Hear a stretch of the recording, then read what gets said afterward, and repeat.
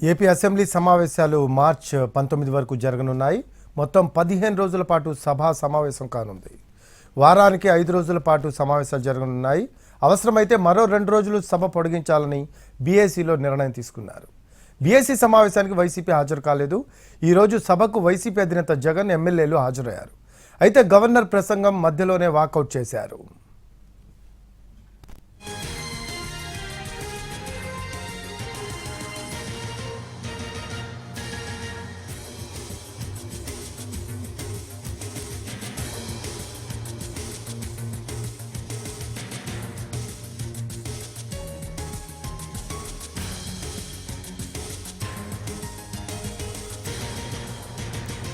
AP assembly సమావేశాలు March 19 వరకు జరగనున్నాయి.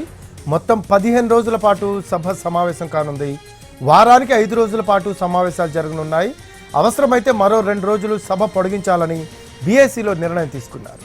బీఏసీ సమావేశానికి వైసీపీ హాజరు కాలేదు. ఈరోజు సభకు వైసీపీ అధినేత జగన్, ఎమ్మెల్యేలు హాజరయ్యారు. అయితే గవర్నర్ ప్రసంగం మధ్యలోనే వాకౌట్ చేశారు.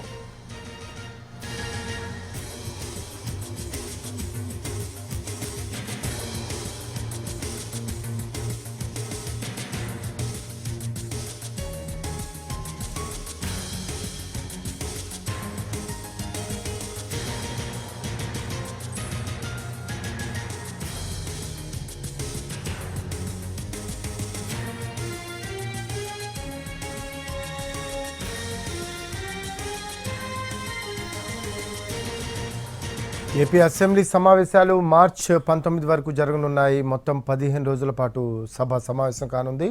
వారానికి 5 రోజుల పాటు సమావేశాలు జరగనున్నాయి. అవసరమైతే మరో 2 రోజులు సభ పొడిగించాలని బీఏసీలో నిర్ణయం తీసుకున్నారు. బీఏసీ సమావేశానికి వైసీపీ హాజరు కాలేదు. అయితే ఈరోజు సభకు వైసీపీ అధినేత జగన్, ఎమ్మెల్యేలు హాజరయ్యారు. మరో అప్డేట్స్ చేసుకుందాం. మా కరెస్పాండెంట్ ప్రసన్న ఉన్నారు లైవ్లో అందుబాటులో. ప్రసన్న, గవర్నర్ ప్రసంగం మధ్యలోనే వైసీపీ సభ్యులు వాకౌట్ చేసినట్టు తెలుస్తుంది. లేటెస్ట్ అప్డేట్స్ ఏంటి ప్రసన్న? రఫీ, ఈరోజు అసెంబ్లీ సమావేశాలు మొదలైన వెంటనే ఫస్ట్ 10 నిమిషాల పాటు వైసీపీ సభలో ఆందోళన చేయటం, గవర్నర్ ప్రసంగాన్ని అడ్డుకోవడం చేసింది. ప్రతిపక్ష హోదా కావాలని ప్రధానంగా గవర్నర్ ప్రసంగం మొదలైన వెంటనే కూడా వైసీపీ ఎమ్మెల్యేలు, ఎమ్మెల్సీలు కూడా ఉభయ సభలను ఉద్దేశించి మీటింగ్ కాబట్టి, సమావేశం కాబట్టి వాళ్ళు ఆందోళన చేయడం జరిగింది. కొంతమంది పోడియం దగ్గర కూడా వెళ్లారు. వైసీపీకి శాసనసభలో ప్రతిపక్ష హోదా ఇవ్వాలి, ఎందుకు ప్రతిపక్ష హోదా ఇవ్వట్లేదో ప్రశ్నించడం జరిగింది. కొద్దిసేపు వాళ్ళు అసెంబ్లీలోనే ఉండి గవర్నర్ ప్రసంగం ప్రారంభమైన ఒక 15 నిమిషాల తర్వాత వాకౌట్ చేసుకుంటూ బయటకు వచ్చారు. బయట కూడా ప్రతిపక్ష హోదా కావాలని కూడా మాట్లాడారు. అయితే దీనికి టీడీపీ, జనసేన కూడా కౌంటర్ ఇచ్చింది. ప్రజల నుంచి వచ్చేది ప్రతిపక్ష హోదా కానీ సీఎం చంద్రబాబు లేకపోతే వేరే ఒకరు ఇచ్చేది కాదని కొద్దిసేపటి క్రితమే పవన్ కళ్యాణ్ కూడా స్పందించారు.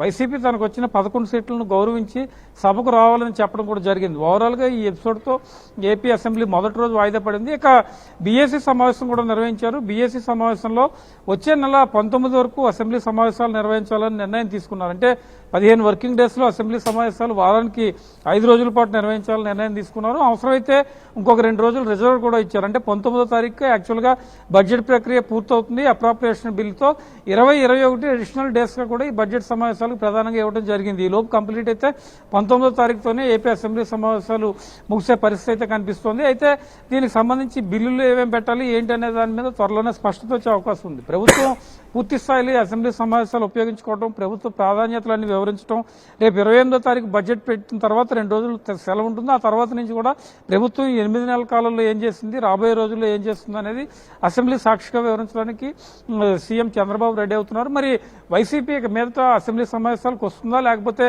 ఈ రోజు ఒక్క రోజున బడ్జెట్ సమావేశాలకు ఏమైనా వైసీపీ హాజరయ్యే అవకాశం ఉందా అనేది వైసీపీ సమావేశం తర్వాత వాళ్ళు ఎమ్మెల్యేలతో జగన్ సమావేశం పెట్టుకున్నారు. ఆ సమావేశం తర్వాత ఓవరాల్ గా క్లారిటీ వచ్చే అవకాశం అయితే మనకి కనిపిస్తుంది. మొత్తానికి ఒక 15 వర్కింగ్ డేస్ లో వచ్చే నెల 19-20 తారీఖుల వరకు ఏపీ అసెంబ్లీ సమావేశాలు జరిగే అవకాశాలు అయితే ప్రస్తుతం మనకి కనిపిస్తున్నాయి. Thanks for updates Prasanna.